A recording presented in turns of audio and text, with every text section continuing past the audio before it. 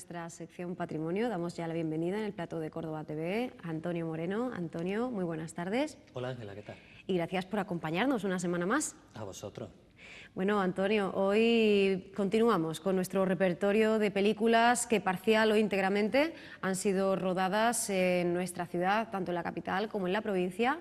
Vamos a arrancar con una película de Pedro Lazaga, Las cicatrices. Sí, seguimos con el bloque de películas de los años 60, ya para finalizar. Esta película es de 1968, es una película de ambiente taurino, o de torero, como se decía antiguamente, titulada Las cicatrices. Un drama taurino dirigido por Pedro Lazaga, y esta vez el protagonista era un novillero que se llama Pedrín Benjumea, seguramente mejor torero que actor. En la que se nos narra de forma recurrente lo que cuesta la fama en el mundo de los toros.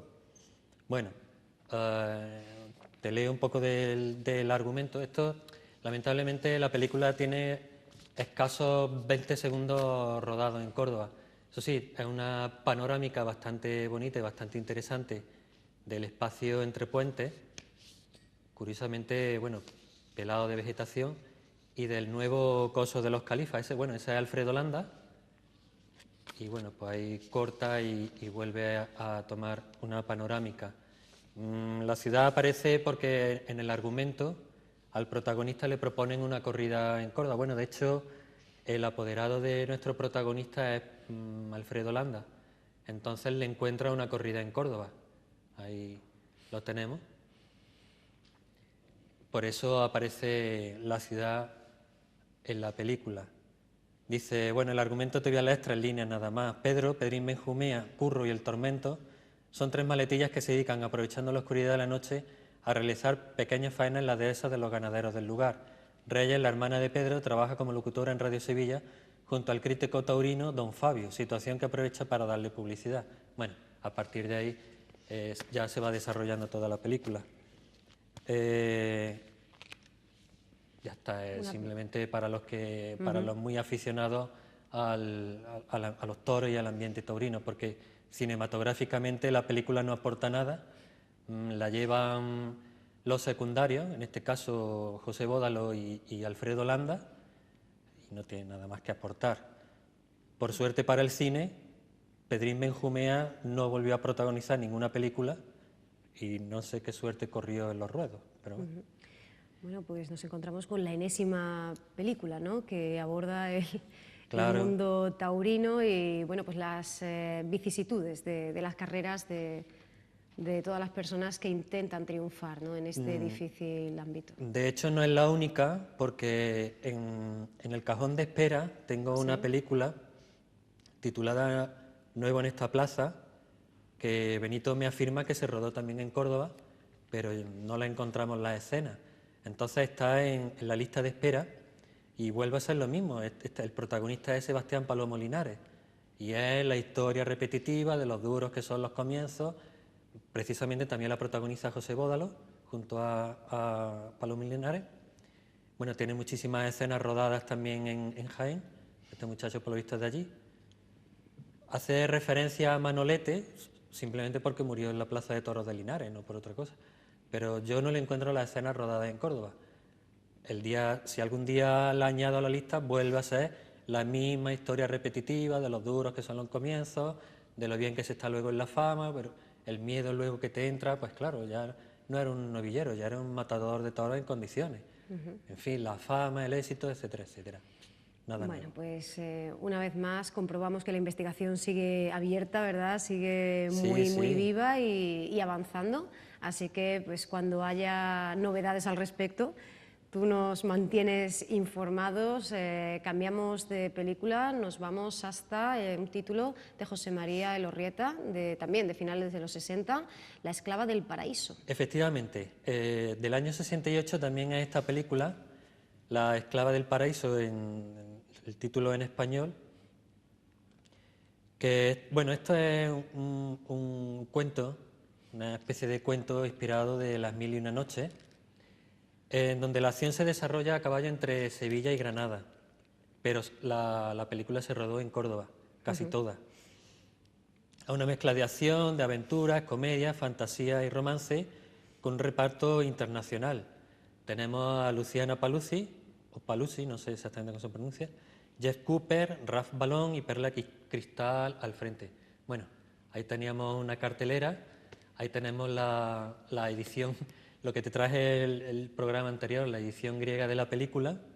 Bueno, ¿y cómo te haces con este ejemplar? Buscando por internet, buscando y no dejando de buscar. Aquí la tenemos, que Antonio tiene la amabilidad de cedernos en cada visita para la entrevista este material de su colección, para que veamos que efectivamente, bueno, esto es... Este VHS. Eso es arqueología de videoclub pura y dura. Sí, sí. ¿Vale? Ya te dije que la curiosidad de la película radica en la edición en griego. Sí, sí. Y en la contraportada pues tenemos dos fotogramas, uno de ellos corresponde a un baile, sí, y el otro fotograma es la calle Averroes, la placita que hay frente a... Aquí lo estamos viendo, ¿no? El Museo baile Taurino. de la izquierda y... Sí, efectivamente. Bueno, esa es un escáner en digital, sí. Pero bueno, ahí tenemos la película. Bueno, la película es curiosísima, está en griego. Yo, lógicamente no me entero de nada. Pero bueno, ahí está. Nos habla un poco de la repercusión, ¿no? que podría haber tenido. Esta película es que tiene dos versiones, la versión nacional y luego la versión internacional. Ajá. Porque, bueno, como bien has dicho, está dirigida por José María Elorrieta. Bueno, ahí estamos viendo ya escenas de la película, precisamente el fotograma de la contraportada de la edición griega. En la versión internacional la firmó con no solamente él, sino prácticamente todo el equipo técnico y todo el equipo artístico firmaron con su seudónimo.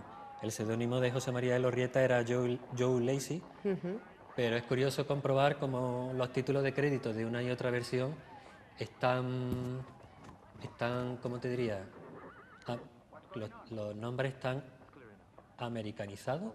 Sí, podríamos utilizar esa expresión. Hay como la búsqueda, ¿no? A lo mejor de dar una imagen, una impronta más internacional, ¿no? A mí me recuerda muchísimo, bueno, una similitud bastante interesante con los spaghetti western que se hacían en Almería, porque, bueno, todo el equipo eran o españoles o italianos, pero todo el mundo americanizaba sus nombres.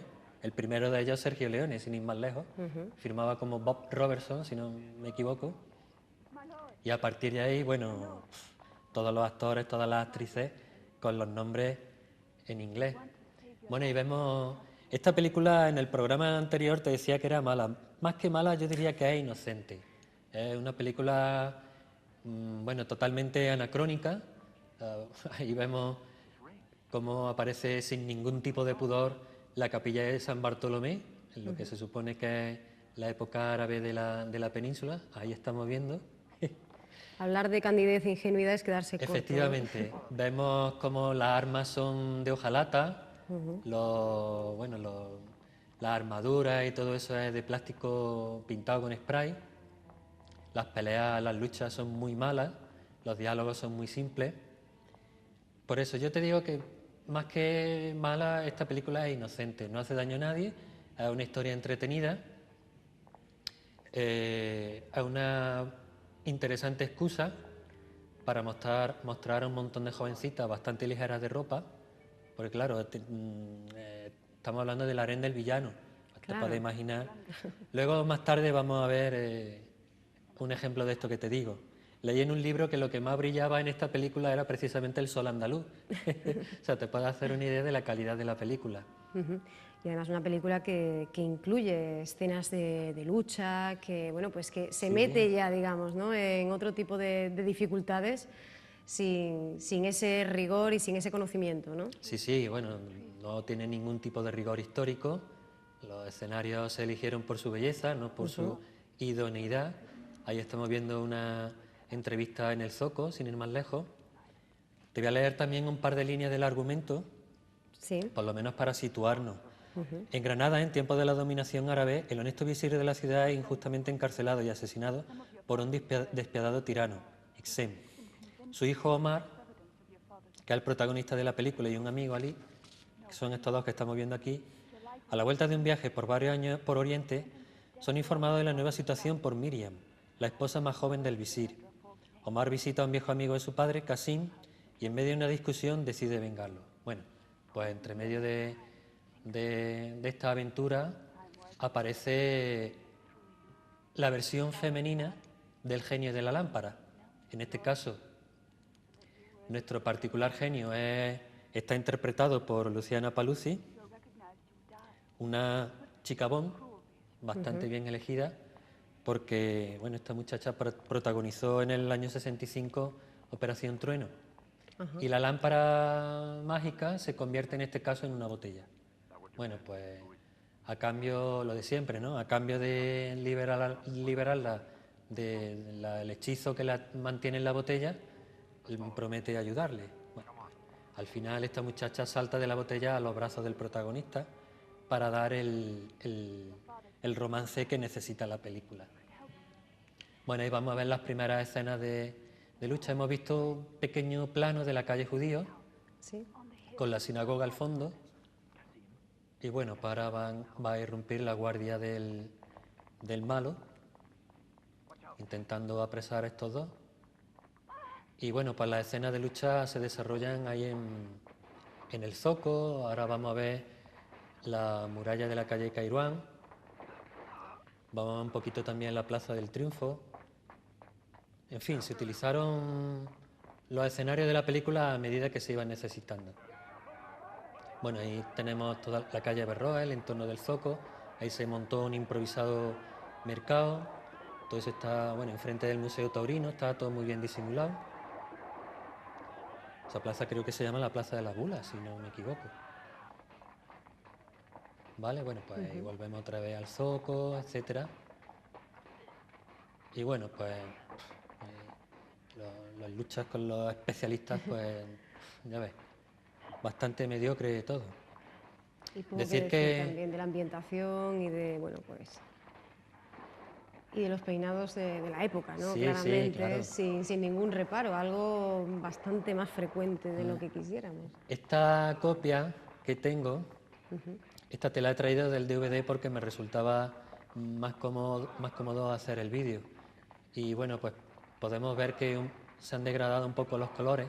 Sí. Tengo una copia más vistosa precisamente en VHS, pero bueno, pues como era más complicado hacer la transferencia, pues a costa de perder un poco los colores he preferido traer esta versión. Seguimos viendo imágenes de Sí, la bueno, muralla. el vídeo he traído un vídeo que dura 14 minutos. Estamos ya casi al lado de la Puerta de Almodóvar. Sí, efectivamente, se utilizó, bueno, todo eso que se reformó, pues los años 50, 60, ahí tenemos la casa del que era Garzón, el estudio de Garzón. En una película anterior vimos el estudio de Señal y ahora vemos el estudio de Garzón. Y yo apostaría que eso es el interior de la casa de Garzón. Ahí me imagino que era su decorado donde hacía sus fotografías. Bueno, ahí vemos la puerta. Eso se conserva prácticamente tal cual. Qué lástima que solamente sale la puerta. Sí. Y bueno, pues ahí volvemos a ver el entorno del Zoco, en la calle Berroes, el entorno de la facultad, etcétera, etcétera. ¿Vale? Seguimos viendo imágenes de esta ahora película. También se utilizó bastante el Alcázar de los Reyes Cristianos, los jardines, los estanques, etcétera, etcétera. Por eso te digo que sin ningún tipo de pudor se rodó, vamos, porque eso se supone que es la residencia del villano, del malo. Bueno, pues ahí tenemos a nuestro trío protagonista, Jeff Cooper y la exuberante Luciana Paluzzi. Decir que, bueno, otra curiosidad de la película, luego lo veremos un poco más tarde, es la presencia de nuestro más internacional hombre lobo, Paul Naschy, en una de sus primeras apariciones en el cine. Aquí aparecía en un papel muy secundario, hacía de Chantal, uno de los sirvientes del tirano este. Ahora lo vamos a ver después. Y bueno, y otra curiosidad es que las actrices no se buscaban precisamente su dote interpretativa, sino otro tipo de dote. Ya te digo, es todo una película muy, muy, muy visual.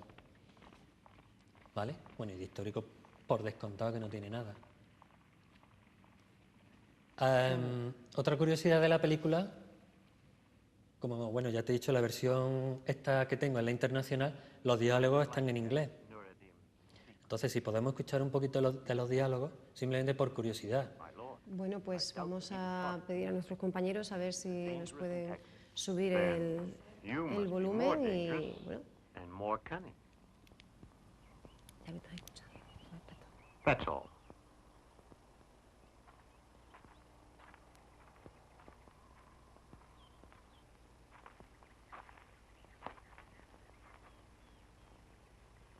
What's the matter?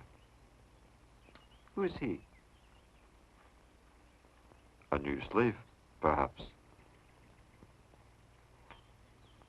You go on. I'll see who it is.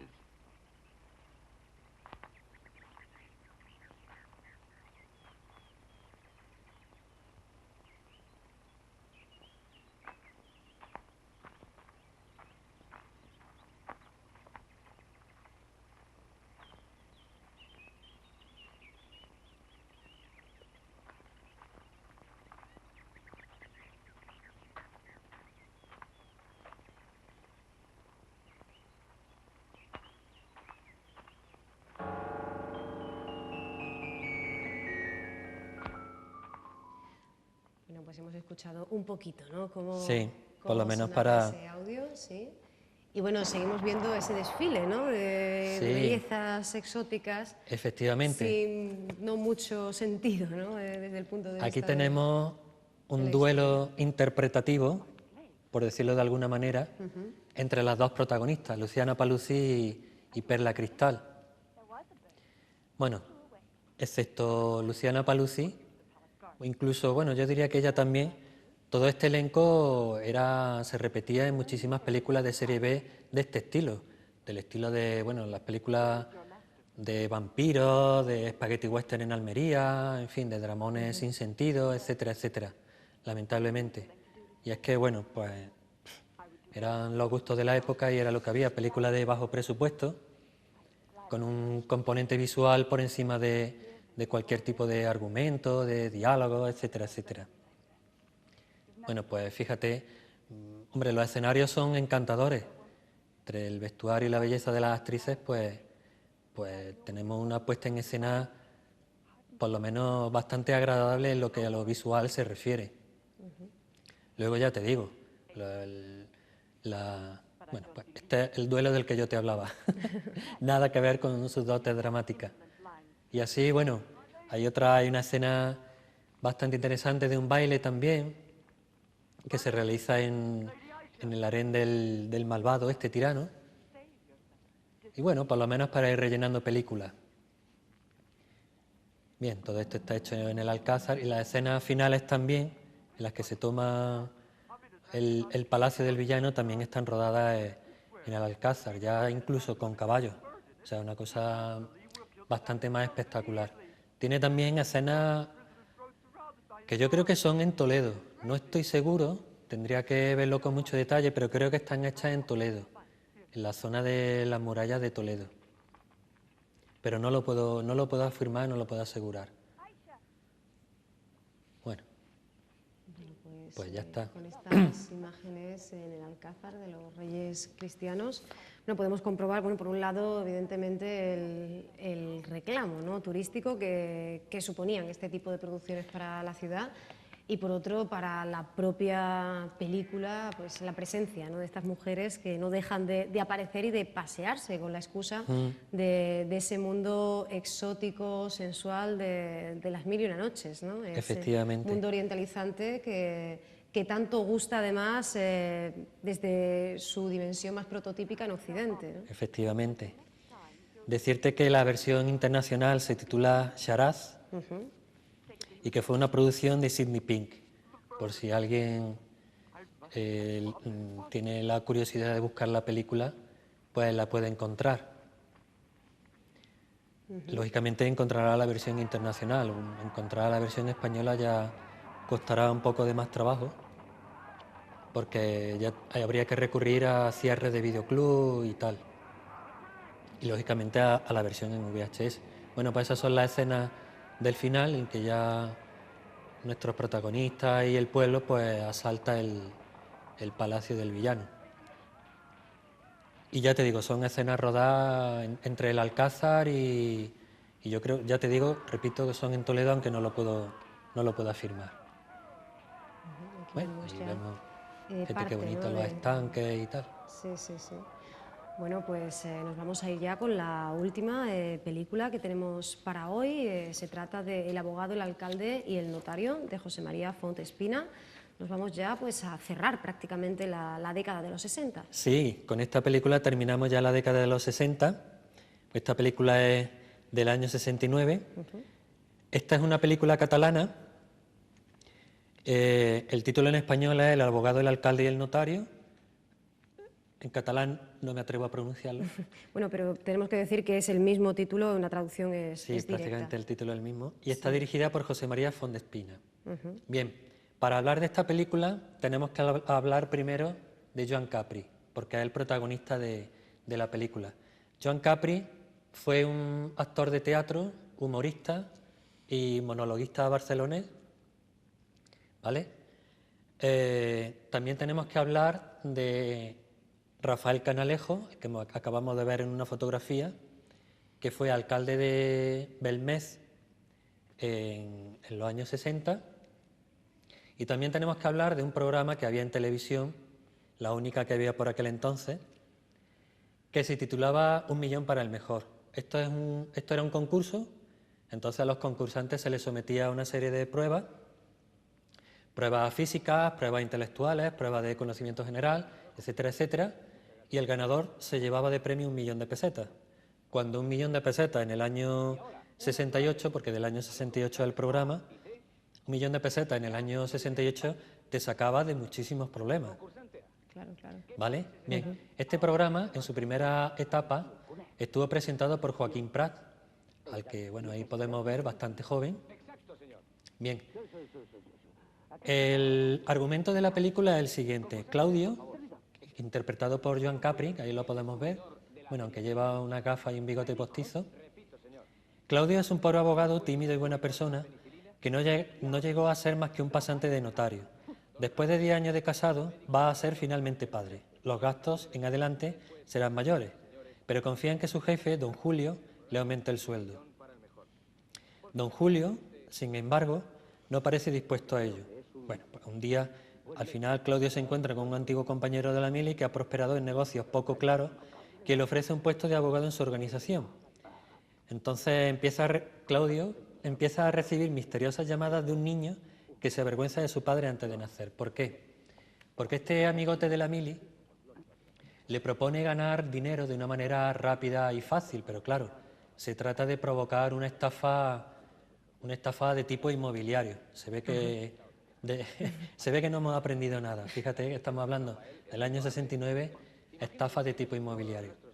Bien, entonces para poner en marcha la estafa necesitan de un capital inicial y no se le ocurre otra manera, otra forma, otra idea que contactar con Rafael Canalejo, un flamante ganador del concurso de la tele, de pedirle el 1 millón de pesetas que había ganado para poner en marcha, bueno, su proyecto inmobiliario precisamente en Belmez y provocar el desfalco. ¿Qué es lo que pasa? Bueno, la historia es tierna en el sentido de que la voz de la conciencia está puesta en el hijo que va a nacer. Entonces, en el transcurso de la película, a nuestro protagonista, a Claudio, lo llaman por teléfono y resulta que es el crío que va a nacer. Y le está diciendo al padre que se avergüenza de tener un padre estafador. Bueno, pues entonces a partir de ahí la conciencia, la intranquilidad se pone a trabajar y al final Claudio denuncia la estafa. Es una comedia con moraleja, ¿no? Sí, sí, por supuesto, con muchísima moraleja. A nosotros nos viene estupendamente bien porque en su año el concurso y el Rafael Canalejo puso a Belmez en su sitio, el pueblo de Belmez, Y bueno, pues en la película como ya vemos, se rodó allí. Bueno, pues hemos visto escenas en el castillo de Belmez, en el pueblo de Belmez, y eso es un complejo de ocio y turismo Sí. que por lo visto montó el propio alcalde un año después, precisamente coincidiendo con el rodaje de la película. Bueno, pues también para el lanzamiento, ¿no?, de la propia Claro, localidad. claro, Muy útil esta producción. Sí, lo que pasa que lamentablemente la película se estrenó en el circuito, o sea, quiero decir, funcionó en el circuito catalán, porque esta película es que no he encontrado la versión en castellano. De hecho, si tenemos tiempo podemos subir el audio como la otra y escuchar que los diálogos están en catalán.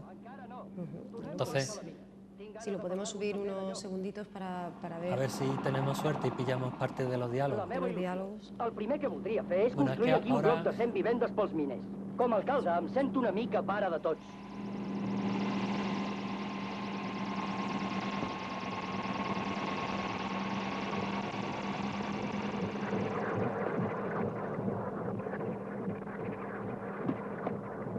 Què? Com te trobes? Bé, molt bé. Ara creu tu. o 50.000 pessetes, jo et construeixo les vivendes en 10 mesos. Segur? No en parlem més, Ernesto. Jo me n'encarrego. Quan vols tenir els diners? Home, quan més aviat els tinguem, abans començarem les obres. Però on s'ha ficat aquest? Bueno, Pues demostrado queda, ¿no? Hemos visto Sí. estos diálogos en catalán. Y bueno, yo creo que uno de los grandes aspectos a destacar de la película es ese actor, ¿no? Ese Joan Capri, que bueno, tú mismo nos comparas con una especie de Paco Martínez Soria, ¿no? Sí. De un gran cómico de la época que quizá no tuvo las oportunidades que merecía. efectivamente, bueno, este hombre encontró su sitio como actor de teatro, como humorista y como monologuista.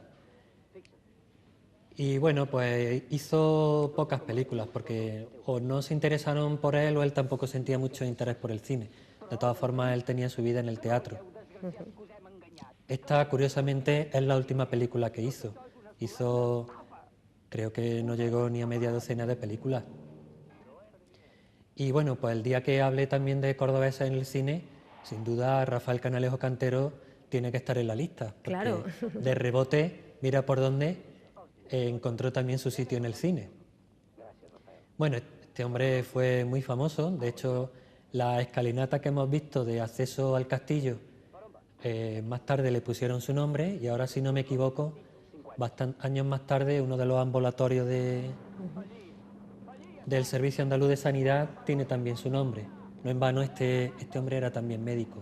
Bueno, pues una peripecia vital y profesional, incluso artística, Sí. muy interesante, desde luego. Efectivamente. Bueno, y esas son las escenas finales en donde se descubre la estafa, ¿vale? Bueno, y tenemos los lugareños que pretendían comprar un piso sobre papel. Bueno, una historia total y absolutamente novedosa, pues, ¿no es verdad? Sí, cierto. Firmando hipotecas sobre papel, en fin, una cosa que curiosa. Fíjate, estamos hablando de una película del año 69. Hace 45 años y no estamos tan Y lejos, fíjate, ¿verdad? fíjate.